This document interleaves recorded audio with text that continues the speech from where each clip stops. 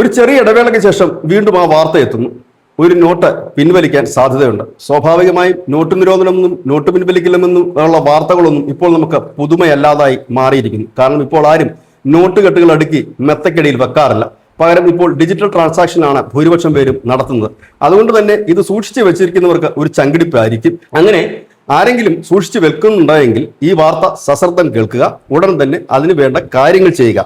പറഞ്ഞു വരുന്നത് നമ്മളുടെ 2000 നോട്ടിനെ കുറിച്ചാണ്. 166x66 അളവിൽ പുറത്തിറക്കിയ മജന്ത കളറിലുള്ള നോട്ട് നിരോധന സമയത്ത് ഏറ്റവും ചർച്ചയായതും ഈ കഥ മെനഞ്ഞതും അല്ലെങ്കിൽ കഥ ഉണ്ടായതുമൊക്കെ ഈ നോട്ടിലാണ്.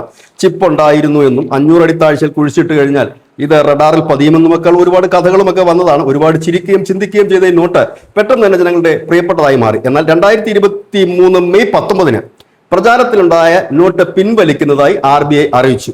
അങ്ങനെ 2023 ഒക്ടോബർ ആയപ്പോഴേക്കും ഈ നോട്ട് മാറ്റിയെടുക്കാനുള്ള ഒരു സംവിധാനം എല്ലായിടത്തും വന്നു. ബാങ്കുകൾ വഴി 2000 നോട്ട് കൈവശമുള്ളവർക്കൊക്കെ മാറ്റി എടുക്കാമെന്ന് നില വന്നു. പിന്നീട് 2023 അവസാനമായപ്പോഴേക്കും റിസർവ് ബാങ്ക് ഓഫ് ഇന്ത്യയുടെ 19 ഇഷ്യൂസിൽ മാത്രമാണ് ഇത് മാറ്റാൻ കഴിയുന്നത് എന്നൊരു നില വന്നിരിക്കുകയാണ്. ഇപ്പോൾ ഈ നോട്ട് കൈവശമുണ്ടെങ്കിൽ അവരെ നമ്മൾ അറിയിക്കണം.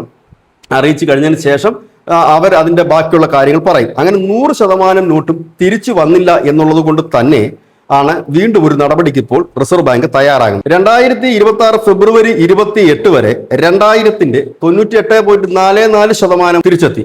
അപ്പോഴേക്കും പിന്നെയും 5551 കോടി രൂപയുടെ 2000 നോട്ടുകൾ തിരിച്ചെത്തിയില്ല. ഈ നോട്ടുകൾ തിരിച്ചെത്താത്തതിനെ കുറിച്ചും നമ്മുടെ രാജ്യത്ത് അനവധി കഥകളുണ്ടായി. നോട്ടുകളുമായി പോയ കണ്ടെയ്നർ കൊള്ളയടിച്ചു കൊണ്ടുപോയി, അത് ഇതുവരെ കണ്ടെത്താൻ കഴിഞ്ഞില്ല. അങ്ങനെ അനവധി ഒരുപാട് കഥകൾ.